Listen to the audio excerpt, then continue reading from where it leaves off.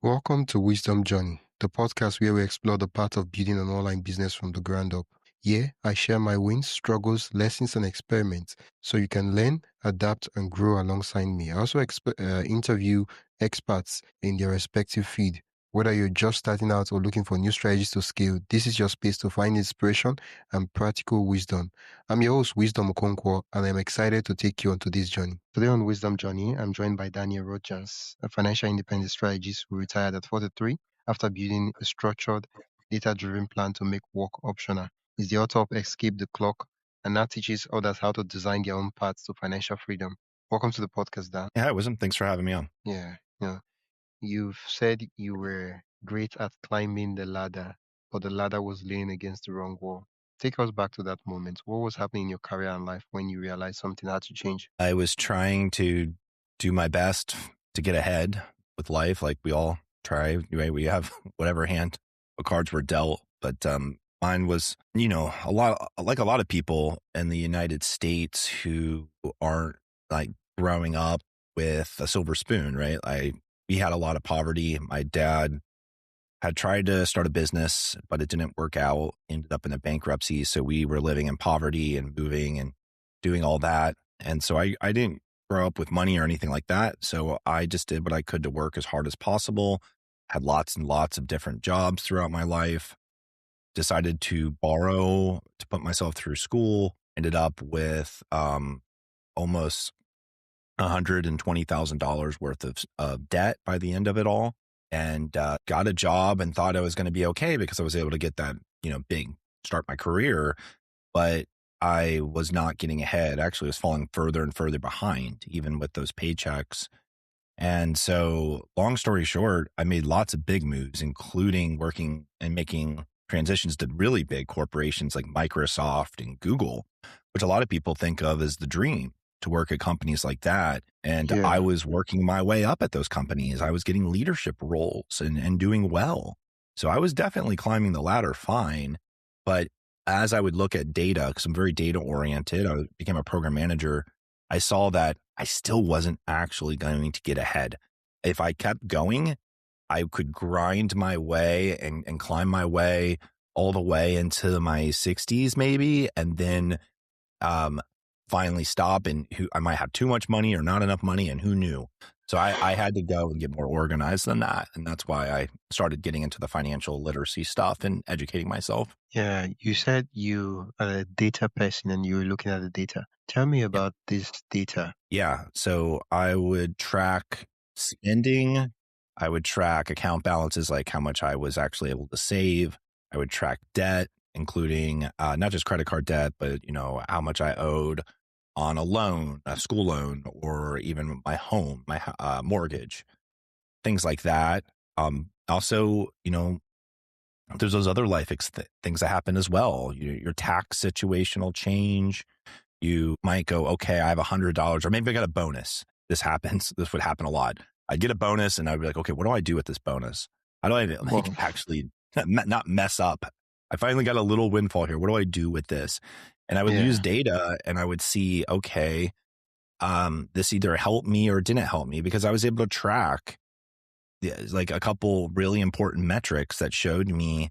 One, I was able to calculate how much I actually needed. That was huge. If you don't know how much you need, you're just guessing. And you're going to think, okay, let's get to whatever pick your magic number. You'll get to that number and then you'll add on to it, because you're just guessing. You're going to keep pushing the goalpost. So for me, I knew that number. I knew what I needed, and I could actually see in my spreadsheet and through data, was I getting closer or not? And because of that, I was able to learn and figured out what worked and what didn't work. And I actually captured all that stuff into a book to try to help other people with it, because I realized there's 1,000 ideas of what you could do with $100, for instance. But, not everything is going to work out in the way that you would hope. Oh, and you've tracked those data, you've noticed, and you began to see patterns. What did you do with this pattern, this data? Yeah, so I had it all. I basically had this program plan. It's kind of like a sophisticated smart sheet that I would kept growing and growing and growing over the years. And that data that I would track in there, I kind of had a rigor for what I was looking to update. So for instance, spending data, that was a pretty rigorous one. It wasn't like every day I'd put new spending data in, but at one point every month I was updating it because I really needed to know, especially if things were tough at the moment, you know, what to do with whatever money I could scrape by with. So spending data was a big one. And that would tell me things like, oh, um, this cost got updated without me knowing about it, or there was a duplicate thing, or a charge went to the wrong place, or, there was a surprise thing that I didn't even know should be on there. Maybe it was fraudulent or maybe it was something else. You know, unless you're looking at your spending, you don't really see a lot of those things. And what really, though, that data was helping me with is I really had an idea about what spending mattered and what didn't matter. And I was building up a compass in a way of what was okay to spend money on and what I should sacrifice with. Because some people who try to do what I did, they just sacrifice too much. They never spend any money. They don't enjoy their lives. They just think I'll enjoy my life later. But if you're not going to enjoy your life until later, you're going to regret that. Like, you need to be able to enjoy your life now. So it's not that you don't spend. It's just that you build up a really good sixth sense of what spending will bring you happiness, and you spend on those things. So that was one piece of data. It was that. The other sets of data was more about tracking how far the cash flow I had would go towards those big goals. So like I mentioned, if you have income, then you have so much cash coming into your life. Maybe it's monthly. And we are really good as human beings to spend everything that comes to us. Like if you, Wisdom, if I gave you, $5,000, I'm just saying US dollars to make it easy, but for me, but if I give you that would be 5,000, lovely. yeah, it would be lovely, right? I bet you could find a way to spend that money. I'm really sure you could, right?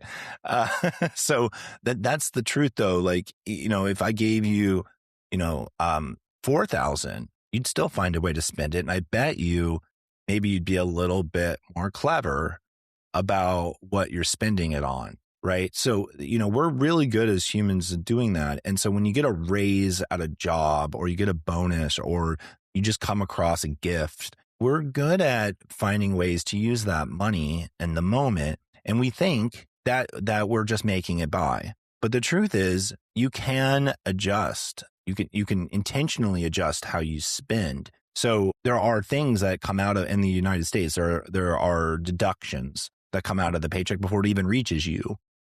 Things like taxes and, retirement account contributions and medical stuff and whatever. Yeah. And anyone who looks closely at a pay stub will see all those things.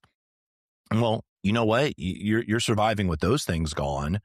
What about if you had 10% of what actually hits your bank account going someplace that isn't you spending it? What if it's into a savings account? What if it's into an investment?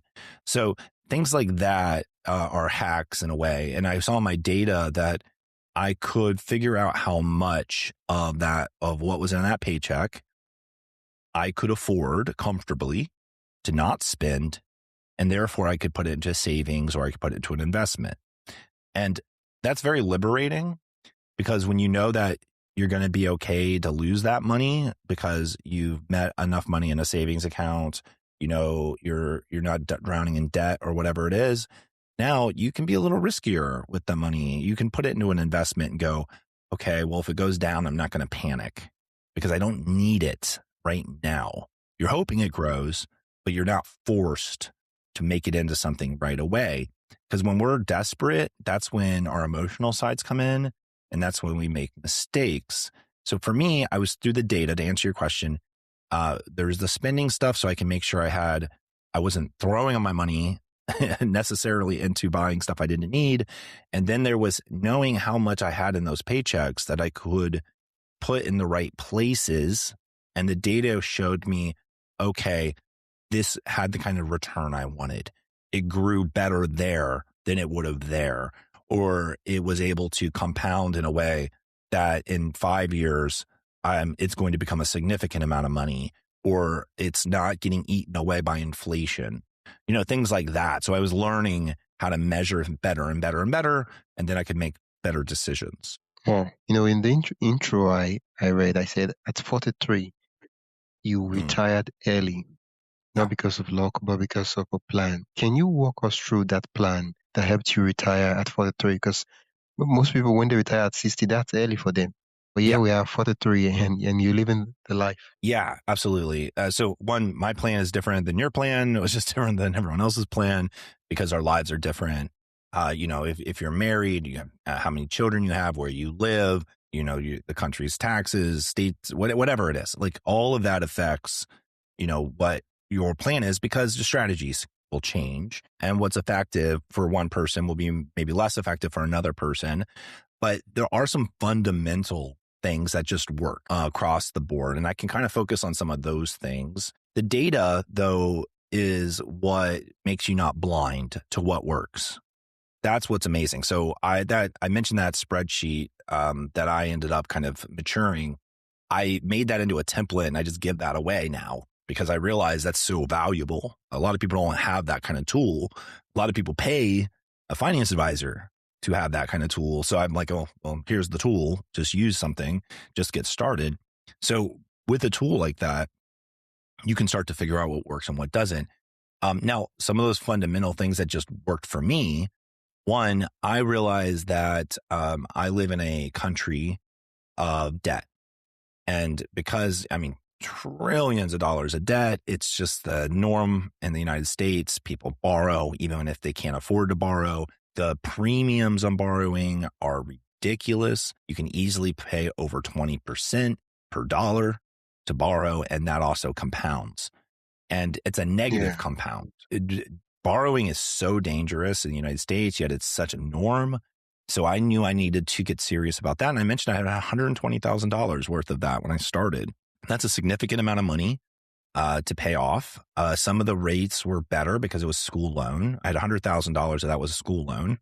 And so it wasn't like I was going to die from that alone, but the rest was credit cards. And then I added a mortgage on top, and that mortgage added another $100,000 to it. And there was a housing crisis, and we ended up with an extra mortgage and then a short sale. So the house thing went horrible. It set us back in the plan in a massive way. But for me, I knew what I had to do is I had to start with eliminating that sludge before I worried too much about investing well and all that other stuff. So I was throwing some, not everything, but some at some of the credit, the credit card stuff. So my goal was to make sure I didn't pay any fees. So with the data, I could see how much money did I need to put at credit card and school loan to make. It was a little bit more than a minimum. It was enough to start to compound ahead, so I could cut years off those loans. But I wasn't just throwing everything at the debt, because that actually mathematically didn't make the most sense. It actually made sense to start investing, because the positive return I could get from some of the investments would generate more money that I could then throw at the loans. Yeah. So you see what I mean? It's kind of like a two-prong approach. Some money going out the debt to slow it down, the rest going into snowballing towards becoming money in like investments, and then taking whatever that becomes and then putting out the rest of the fire on the debt. And then some of those investments just have continued to grow. Sometimes, some of them for, 20 years now. And those have become a significant source of wealth that I can now do advanced strategies with. Like I do stock optioning, so I can generate cash without selling them, dividends, things like that. So, I learned, okay, I need a certain amount of dividends. So let me put some of this cash into buying more options of this type, more positions of this type. I want index funds here. I want to get treasury bills here. I want to get, tech stock here. I learned what type of stock or investment goes in what type of an account, because in the United States, there's different tax impacts with different accounts, and you do want to, try to optimize. as much as possible. So I started learning those things. And what that did is mathematically, it allowed me to generate enough wealth that I got to a point, even though I finally had a decent salary. It wasn't the best salary of all time, but it was a decent salary. I realized, wow, there's people I know who have better salaries than me, and they're nowhere near as close as I am, because they didn't do those kinds of things at all. They didn't do any of it. They weren't investing it like I was investing. They were living with debt. They had a second house with a mortgage. They had 2 mortgages. That stuff, they were gonna work into their 60s because of that stuff. But I had done those things, and that worked out. And then I was able to retire at 42. Oh, what were some of the sacrifices or hard decisions you had to make during that build phase? Well, the first was moving across the United States. So I knew I needed to get my income high enough to stay above inflation. And I grew up in a state called Ohio, and I ended up switching jobs every 2 years to get my salary up. I was working so hard, and I was grinding, and I was constantly convincing these jobs to promote me. But even then, I hit a ceiling. Like I got to a point where I could not make more money in that state, no matter what. And I realized I'm screwed if I stay here. There's no way I could ever get to where I want to be, especially in 20 years, if I stay in this state. So I realized I needed to make a big move, and I convinced my wife. We had just had our son; he was about to turn 2. To move across the nation. We moved to the state of Washington. I got a job at Microsoft. Now that didn't pay off right away, because to buy a house in Ohio, you might pay $100,000 to $150,000 back then. To buy a smaller house in Washington, the minimum price we could find was $400,000, and most of them are around $1 million. So the cost of living in Washington compared to Ohio was substantially more expensive. Everything was more expensive. And so it actually set us back at first, even with a little bit more salary. But I got rid of the cap on the salary. At least I moved it higher. So where I had hit the ceiling in Ohio, I was able to move that salary cap higher, and that was able, and with some good moves, we got ahead. So that was one, just being willing to make a big job move, and to move away from where I grew up. Location. Yeah. The other is our lifestyle. So we are really good at expanding our lifestyle when we do well. So if you come across fortune, you are likely to celebrate. You might help out your family. You might treat yourself, buy something nice. Maybe it could be an automobile. Maybe it could be a nicer place that you live. But when you do those things, and there's nothing wrong with doing those things, but when you do those things, it does expand your cost of living. And by expanding your cost of living like that, you will have to maintain that as a minimum. And so we purposely held back on certain things. We said, okay, we could now afford to do this. We could take this vacation. We could buy this car. We didn't. We purposely decided, and I have a great wife who's very supportive of these things, but we said, look, nope. Let's stick with the plan here. It's okay. We don't have to take this vacation right now. Now, we still took good vacations and stuff, and I definitely treated her and surprised her with some great stuff. But it was like, some people, it's like as soon as they got the bonus, they had already paid for it even before the bonus. People were buying cars and selling stock, just to expand their lifestyle, even when they couldn't afford to expand it. That kind of thing. So, making decisions like that and trying to control that expansion, that was huge. That was really huge. You often say most financial plans don't work long term. Mm-hmm. From your experience, what's the common pattern you see that causes people to fall off track? I think the first thing, though, is just a lot of people, not really their fault, but kind of they're just in an autopilot mode, right? Like life is hard. It's busy. We wake up, we do our thing. We're doing the best we can with whatever comes our way. And we might feel like we're just being very reactive to things, or we don't have time. And because of that, it's hard to even get on track in the first place, to be honest, for something like I'm talking about, which is developing a financial independence plan and executing on it to the point where you don't even have to work anymore. That takes a bit of discipline. You have to go through, you have to educate yourself. That's why I wrote the book. That's why I give out the tools, because, this is what you need to do it. If you're serious about it, you can do it for sure. Now, putting the plan together sets you apart. There was a Fidelity study. Fidelity is a U.S. brokerage company that studies a lot of finance stuff. And they showed that just by creating a plan, you're 65% more likely to be successful. So that's huge. The act of making a plan alone is valuable. It's just huge. So making a plan, that's a big number. If I told you, look, you're 65% more likely to be financially independent in your future, all you got to do is make a plan. Why wouldn't you do that? Like, it's not costing you anything. That's huge. Yeah. So you learn a lot just by making the plan. So my book, I teach how to make the plan. I teach how to, it has all the strategies that you put into the plan. It's how to even execute the plan. Because the thing is, the plan is stale the moment you're done with it. Because life is so variable, like things are changing constantly. So you have to learn how to execute that plan, and life will surprise you. Things will change. And so I teach how to be a risk manager, which is, in my profession, or my old profession, it was, you would be thinking ahead to how things could go wrong. And you were building these things called mitigations, which are basically contingency plans to when something goes wrong, so that in the moment, it's just a minor setback. It's not a catastrophe. Because the truth is, if you don't think ahead, when things go wrong, our emotional brain kicks in and then we make mistakes.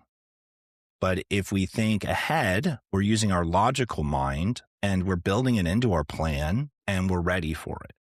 And even then, better yet, sometimes we can make little moves in advance to prevent those things from even happening in the first place. So it's stuff like that. And you can really stay on track if you do things like that. If you don't, you might be surprised. There could be a market catastrophe, like the stock market could go down, or the housing market could collapse, or inflation could fly up, or whatever it is, and if that was a big part of your plan and you weren't thinking about how to deal with that, you're going to think, okay, I messed up, and you're going to be done. You're going to think it's over, and you're going to give up, and you're going to feel like you failed. But it doesn't have to be like that. You can create contingencies for anything. You just got to think ahead. I'm curious, it's one thing to set a plan. It's another thing to set a plan that is designed to fail. What did you build differently in your own system that protected you from that same fate? A lot of the things I did were honestly kind of insufficient, and I got a little lucky that certain catastrophes didn't happen. I mean, there were some. The housing market collapse, that was really painful, and it was hard to recover from. But you can recover from almost anything with enough time. Time is actually the magic. And so younger people have the biggest superpower here, because the younger you are, the more time you have, and the more you can take risks and recover from them. And so the housing thing, I was younger and I was able to use time to recover from that. If that were to happen now and I didn't have the protections in place that I have, I could not recover from that, because I'm at an age now. Well, maybe I could, because I'm in my 40s. So it's not like I'm in my 60s yet, but it would be harder. It would be a lot harder to recover from it than it would have been then, because, it'd force me to do some uncomfortable things to recover from it, which would then sacrifice how my portfolio is in other ways, which would add new risk. It's like a house of cards. If I did that, right, I'd be moving risk around, and at that point it would be a mistake. But I protected myself in different ways. So, for instance, with the housing thing, I don't have a mortgage. I was able to build a plan to pay it off, and so I own the home. So I don't have to have a risk of not making those payments. I also was able to get a second property that I am able to create income out of, and then I protected that as its own business, so that those assets aren't tied together using this thing called an LLC. And then there's insurance. insurance is something that a lot of people go, oh, whatever. That's like a scam. But there's 1,000 types of insurance and they all do different things. And some of them actually can be really smart depending on what your goals are. It just depends on Yeah. what you're trying to do. So having the right type of insurance in place can be huge because that becomes a windfall when you need it to replace a loss if a catastrophe were to happen. But a lot of what like I'm doing, I'm in protection mode. I'm not in growth mode anymore. So what I have to do is figure out how to move things into hedge, meaning, if something were to take a big hit, if my stocks were to go down 50%, I'm not going to lose 50% of my wealth. I can't Yeah. have it all in that basket. I have to have other things that could either hold the ground or grow. And Yeah. so I look at things like gold or silver or other types of investments that aren't stocks, alternative investments, things like that. You have to you mature, your plan matures the longer you do it and the more sophisticated you become with your financial strategies. But honestly, when you first make it, it doesn't have to be anything like that. It can be really the basics. Well, what's your liabilities, what's your assets, what's your goals, and then make some basic moves to improve your situation. Your life will get better step by step. Then you can start thinking about, okay, how do I optimize? You don't start with optimization. You work towards it. Yeah. Well, earlier on you mentioned that it's hard to give the numbers. I'm curious, um, for someone listening right now who wants to, make money online and also eventually make work optional, how should they think about their freedom number? Yeah. The freedom number it's not the I'm fabulously wealthy number. It's the I have enough money in the right places that I know I could live the rest of my life without worrying about money. Now, that in the United States, we have retirement accounts and then we have non-retirement accounts. Both of those come into play depending on how early it is you want to achieve this. If you're okay in the United States retiring and taking benefits, so it's Social Security, things like that, then if you're okay just trying to feel like you're okay in your 60s, then all you got to do is focus on the freedom number being that number in your retirement accounts. That's it. Do you have enough money in that place? Because you take into consideration the amount of cash you might have coming from pensions or Social Security or Medicare, and that's a pretty simple math problem. We have 3 phases in our lives when it comes to this kind of thing. We have our working phase, we have that retirement phase, and then we have one in between, which is a bridge phase, which is that early retirement, which is what I'm in. For that early retirement phase, you have to hit that freedom number in your retirement accounts, but you have another number, which is the freedom number in your non-retirement accounts. And if you've ever heard of FIRE, the Financial Independence Retire Early movement, they are all focused on that. That's all they talk about, right? Is that there is their FI number is what they call it. And it's how much money you have in like a brokerage account that you can withdraw from to survive the bridge years. Actually, 25 years is how they look at it. There's a bunch of math they have there. And I talk about all that stuff in the book, but the point is when okay, you have 2 phases, how much is enough to be Yeah. able to live those years? And that you're okay. If inflation goes up or if the market goes down, you're going to be okay. You're still going to have the amount of money you need. But to do that, you do have to understand how to calculate your enough number. And I think for some people, the younger you are, the harder that is because you don't know where you're going to be in your 40s, 50s, 60s. The further off we try to gaze in the future, the worse we are at it, the blurrier the target is. So it takes time to refine that number. You don't get it right the first time you sat down to make your plan if you're younger. As you're older, you have a better sense of where you're going to be. You've lived your life a bit more.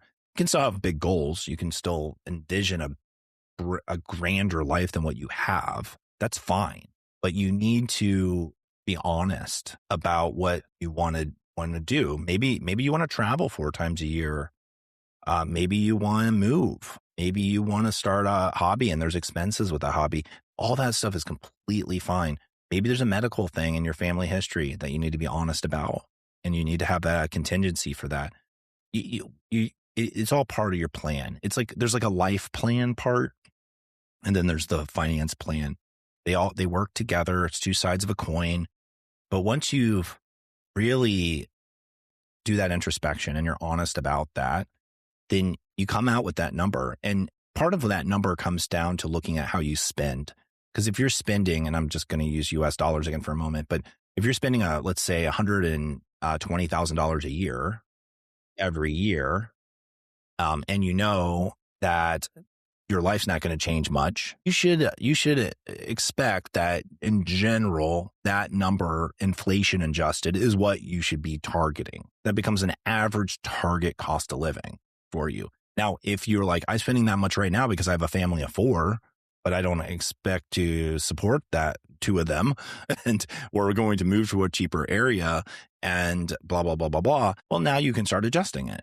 And in my book, I talk about how to do that. Like, how do you adjust and estimate your target cost of living? Because with that number, let's say it's $120,000 today, but you're estimating actually it's probably closer to $90,000 in the future because empty nester, different area, whatever.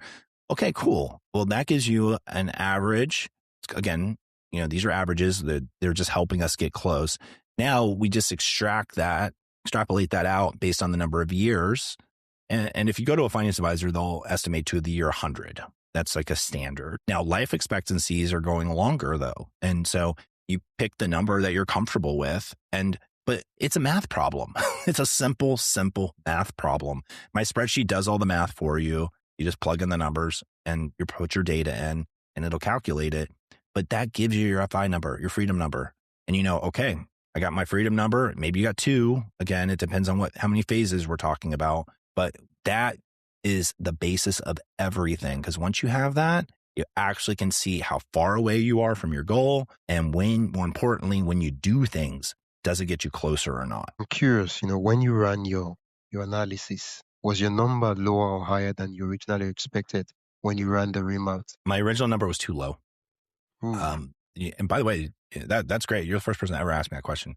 Wow. Yeah, my number was too low. Underestimated. I wasn't sophisticated enough. I hadn't figured out the math yet. It took me a while to figure out the math. Now that I got the math, I would have been closer now than I was back then.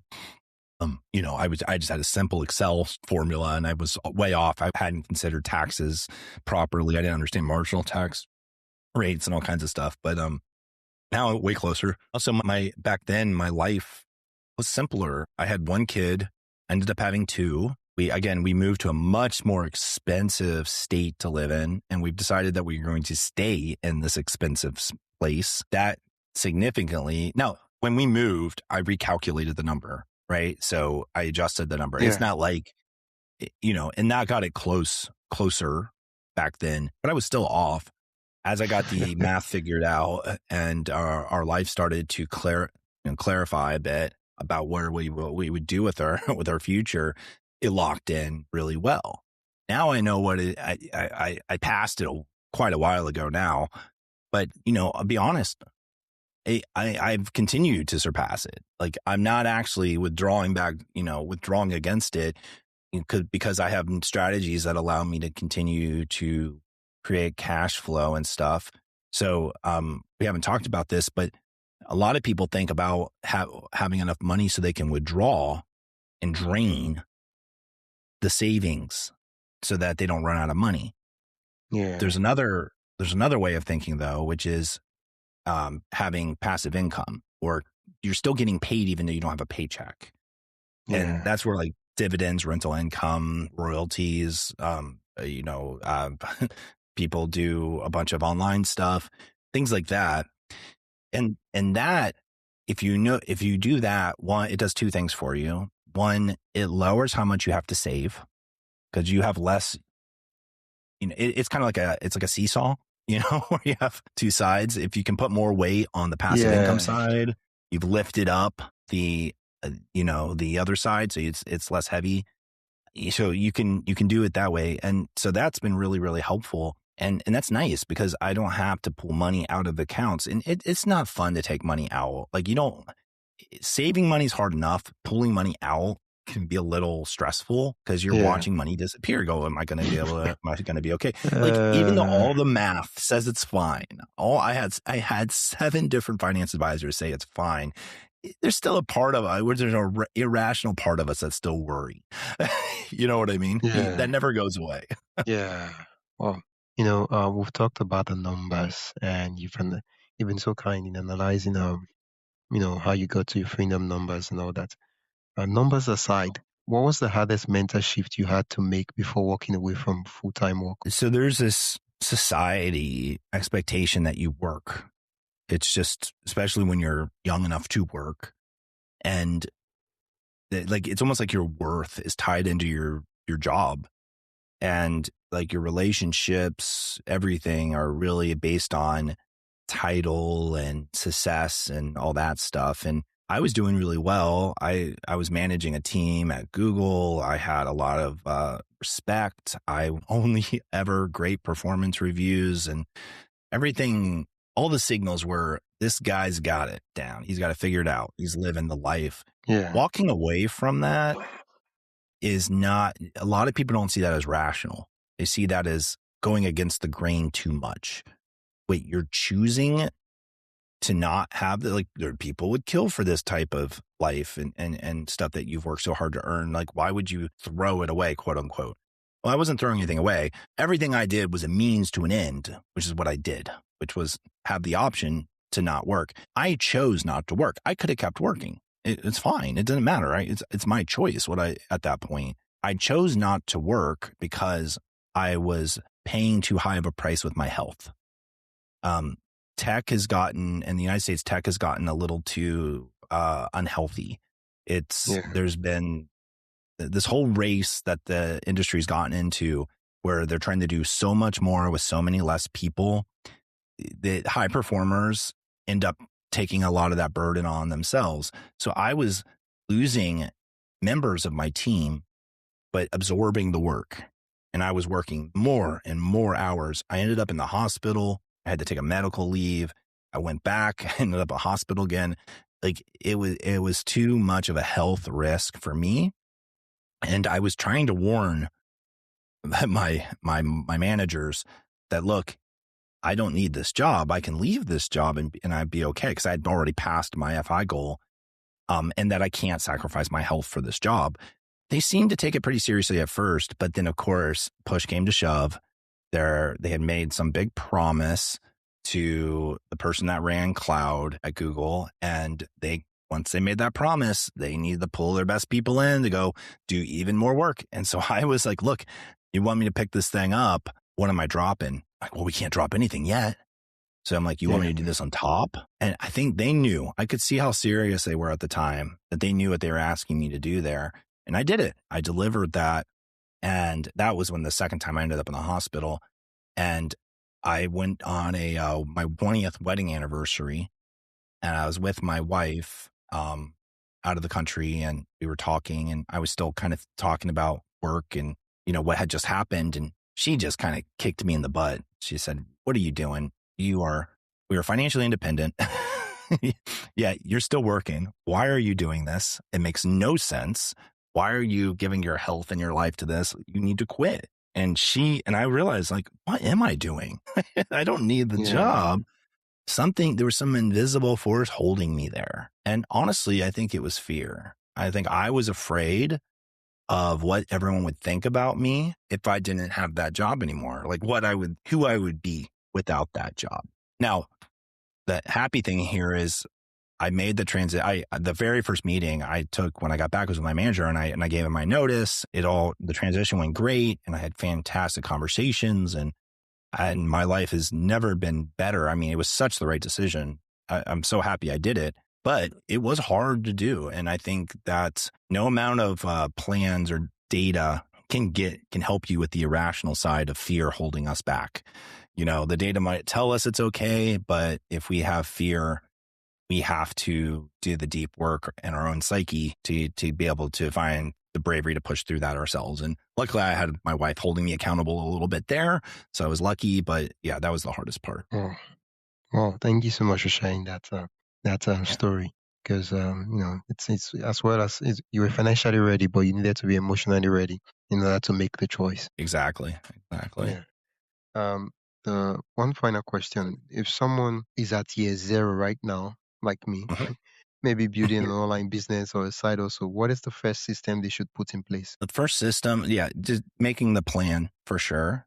So, just sitting down and starting to go through, like, my book is about how to make the plan. It kind of walks you through it, but you don't have to read my book to make a plan. You can really just sit there and start to figure out what you need to do. But the system itself needs to be the math side and the emotional side, like we were just saying. On the math side, it's really not all that difficult. You're going to take inventory of things. You're going to look at, what your spending has been. You're going to look at what your account balances are. You're going to collect all that stuff. And when you have that in your plan, you're going to be able to start to set goals. Yeah. And these goals are measurable, and there are many, many, many strategies to start making progress to your goals. But for instance, when you realize, okay, I could put this amount of money into a savings account, you got to make sure you're getting a decent return. You can't, not any savings account will do. You have to get one that has a return that's greater, that will protect the spending power, the purchase power of your money. You have to protect your money, has to be working for you. You can't just put it under a mattress. You got to put it somewhere where it's working for you. You should be making money when you're asleep. Yeah. And so that's the goal. And even $1, whatever it is, anything that you put away that's making money for you, your money's making money, then you're doing the right thing. You're making progress. And eventually that snowball will become an avalanche, and you will be more than okay.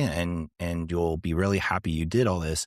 But the first thing to do is you got to start taking account of your financial stuff, get that math figured out, put that plan together.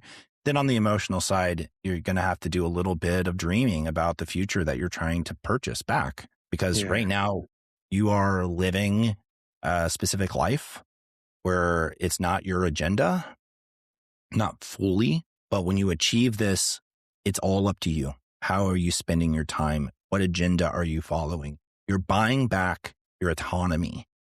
And you have to know what you want to do with that. If you don't have a plan, you will feel listless.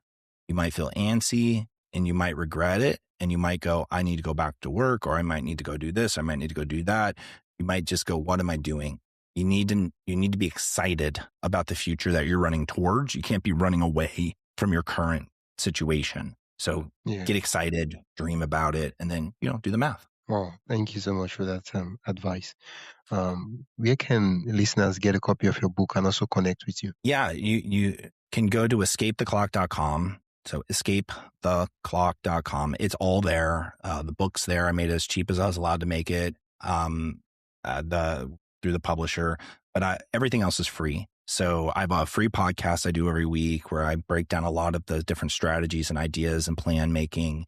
I also have some YouTube tutorial stuff. I have a free newsletter that has great topics in there and experts I've talked to.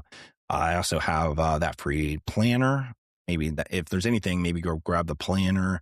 And I also have a way to schedule free time with me, because I'm just doing this to help. I'm literally not trying to sell anything here. But schedule time with me if you need help getting started. We'll put a plan together. It's really not that big of a deal to get the plan going. A lot of it's going to come down to your data, but if you need a little bit of assistance on how to get started, we can go do that as well. But yeah, check out escapetheclock.com. You can find literally whatever you need. I'll put the links mentioned in the description so listeners can click and go directly to the site. Thank you so much, Daniel. It's been such a lovely conversation. Yeah, thank you for having me on. Thanks for tuning into Wisdom Journey. I hope today's episode gave you practical steps and fresh ideas to keep moving forward. If you found value, be sure to subscribe and share this podcast with a fellow creator or entrepreneur who'd love to learn too.